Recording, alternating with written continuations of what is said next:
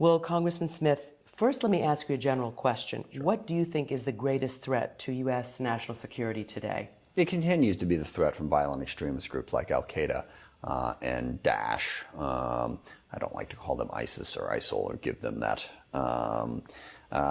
Those terrorist groups that adhere to that ideology that grew out of Osama bin Laden, I think continues to be the greatest threat. Now, regrettably, there is a lot of competition for that. Russia certainly is a growing problem. North Korea, Iran, and China are all areas that we need to worry about.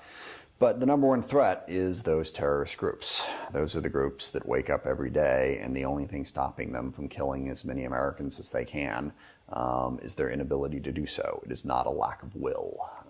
So that continues to be, I think, the greatest threat and the one we need to be most focused on. Oh, I want to follow up with you on that, but first let me turn to Afghanistan. We're continuing to see a threat from the Taliban, and we have a question from our Afghan service, and that is about the Haqqani Network and Taliban Shura, which is sometimes referred to as the Taliban shadow government. They have their bases in Pakistan, as you know, and the Pakistani military and the ISI intelligence agency are allegedly using them as their proxies in Afghanistan, and they're posing a threat to U.S. interests in Afghanistan and to the stability of that country. What possible and tangible actions are on the table, in your view, for the United States to prevent Pakistan from harboring Haqqani Network and Taliban on Pakistani soil? It's a continuing struggle. Pakistan has sort of played this double game for a long time.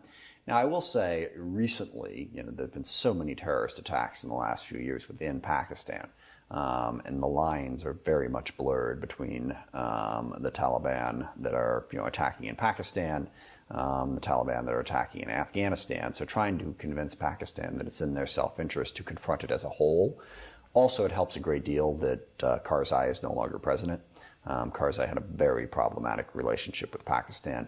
The new president, is much, they have a much better working relationship, but it's always going to be a challenge because the ties are so deep between some of these groups and the Pakistani military and the Pakistani ISI that we're going to have to continue to put pressure on them to try to make them see that a threat to Afghanistan is a threat to Pakistan. But I'm not going to pretend that there's any easy solution to that. Now back to the threat from so-called ISIS, as you call them, Daesh, as many do.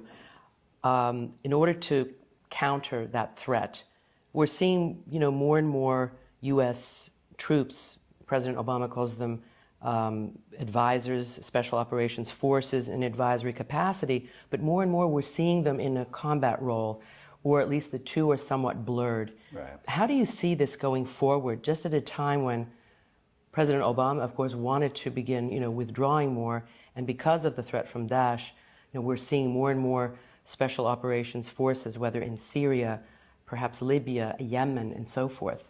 Well, I think, he's right. It has to be a supporting role because ultimately to be successful in Iraq and in Syria, it's going to take domestic forces. We spent, a decade, thousands of lives, and at its peak, I think, had about 180,000 U.S. troops in Iraq.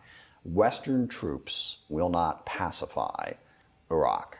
We need locals, particularly Sunnis, who are willing to fight against Daesh. So we have to support them, train them, and work with them. But it cannot be a U.S.-dominated fight. The support the advisors give, the backup they give on certain combat missions, certain special forces raids for high-value targets, that kind of thing is going to go on. But it's going to have to be a locally led fight. And the greatest challenge there continues to be the Baghdad government, a Baghdad government that has just shoved the Sunnis out and into the arms of Daesh. So that's going to continue to be the greatest hurdle. If we could get a truly inclusive government in Baghdad, I think that would go a long way towards undermining the support for Daesh, but we're not there.